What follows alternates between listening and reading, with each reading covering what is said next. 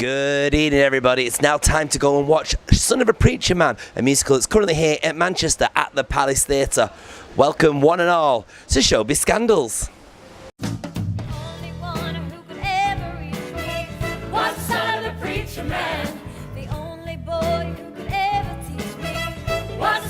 It's a lovely rainy day here in Manchester, and there's a musical that suits it.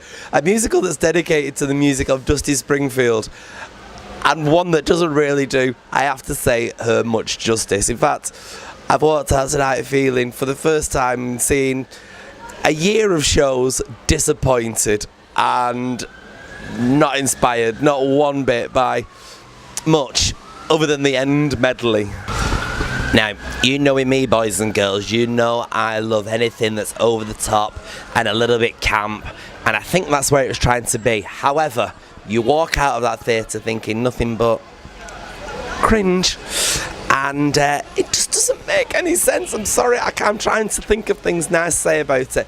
The chorus, if you like that word, were very good. There was one number, probably the best number in the main bulk of the show, where they sung to chairs, and that was lovely. Very, very exciting that they managed to jam a song in where they sang to chairs. Thankfully, the subject homophobia is tackled. However, it's borderline forced upon you, ladies and gentlemen, to the point where you feel false, where it comes across as false. Words are failing me, and not in a good way, boys and girls, not in a good way. Just to let you know how we make these videos, we speak to people before and after, and sometimes during the interval. We actually witnessed 7 people walking out tonight that didn't want to come back in, which made me a bit sad. I feel very, very bad for the cast, because some of them obviously have the talent and the bones to pull off a great musical. Just unfortunately, I believe that they're perhaps not presented well enough due to the story and context, and it just doesn't say Dusty to you.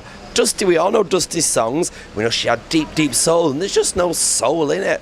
We were spoon-fed Dusty Springfield anecdotes and opinions and stuff. Just unfortunately, we were spoon-fed them on a toothpick. Maybe we've been spoiled by the shows we've seen for the past year here in Manchester, but this one really did note for me.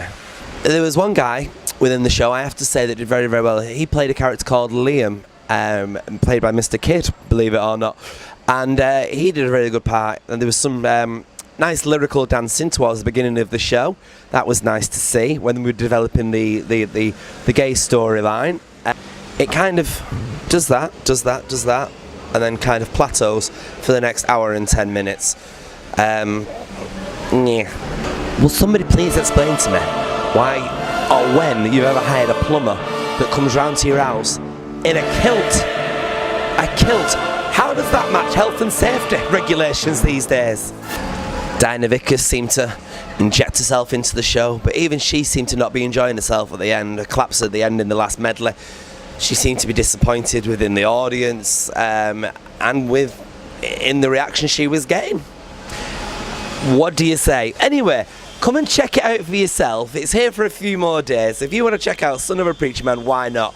However, because I've decided that I like to be a bit honest about these things, and I'm very generous with my Scandal stars if I like something, unfortunately today, all I can do is give this 2 out of 5 Scandal stars. I'll see you all very, very soon. Till then, Shabba.